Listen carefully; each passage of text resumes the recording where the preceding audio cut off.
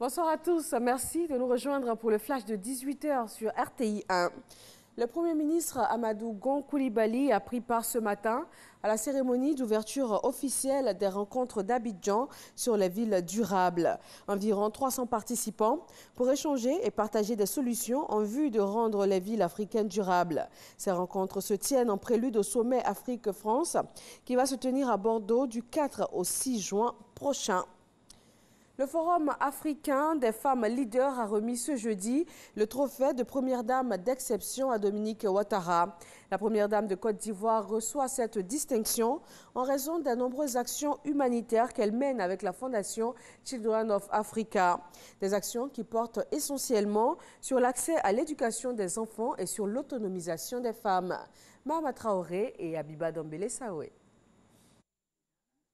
Pour l'ensemble de son engagement humanitaire, Dominique Ouattara, présidente de la fondation Children of Africa, reçoit le trophée de première dame d'exception, une distinction décernée par le Forum africain des femmes leaders et reçue des mains de Mme Catherine Samba Panza, présidente exécutive de l'Observatoire panafricain du leadership féminin, aussi ex-première dame de transition de la République centrafricaine.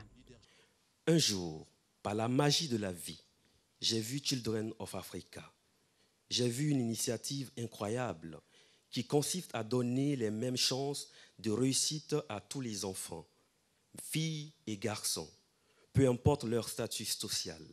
J'ai vu également l'hôpital mère-enfant à Bingerville. Mes yeux ont vu des enfants naître dans les meilleures conditions. Vous êtes une femme leader à plus d'un titre. Vous méritez incontestablement notre reconnaissance et cela à tous les échelons de la vie.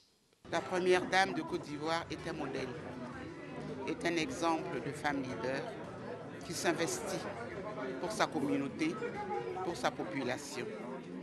Et au niveau du FAFEL, nous avons estimé qu'il fallait lui rendre hommage et surtout faire savoir ce qu'elle fait pour les femmes, pour les enfants, pour les jeunes et pour les autres femmes leaders qui sont sur le terrain. Au nombre des actions qui motivent cette distinction, le Fonds d'appui aux femmes de Côte d'Ivoire, FAFSI, initié par la première dame en 2012, ce fonds permet à ce jour à plus de 210 000 femmes d'accéder à des microcrédits. Pour la première dame de Côte d'Ivoire, Dominique Ouattara, cette énième distinction traduit la reconnaissance des efforts menés par la fondation Children of Africa en faveur des plus démunis. Elle encourage les initiateurs de ce prix à promouvoir le leadership féminin. Par le dynamisme du Forum africain des femmes leaders, vous donnez de l'écho à la voix des femmes et leur offrez l'opportunité d'exprimer tout leur potentiel. En seulement 4 années d'existence, vous avez réussi à faire de ce forum une plateforme de référence pour les femmes leaders du continent et je vous en félicite.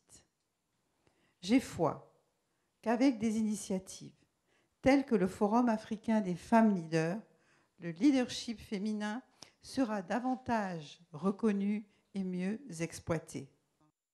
En politique, de 300 000 exilés dus à la crise post-électorale, l'on dénombre à ce jour 22 000 Ivoiriens encore dans des pays d'accueil.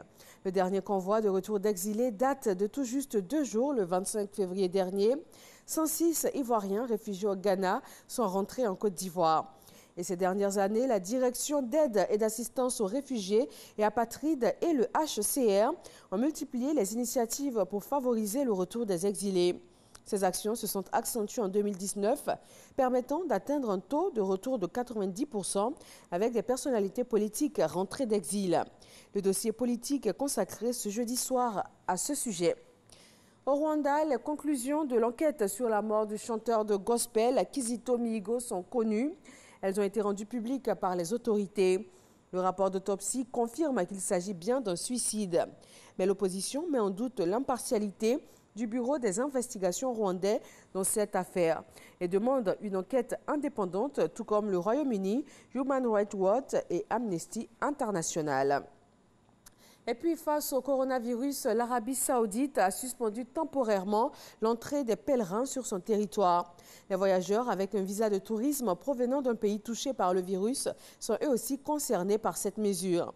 Les procédures sont temporaires et sont assujetties à l'évaluation continue des autorités compétentes sur place. Et voilà, merci de nous avoir suivis. Retrouvez tout de suite l'information dans nos régions et je vous donne rendez-vous à 20h sur RTI 1.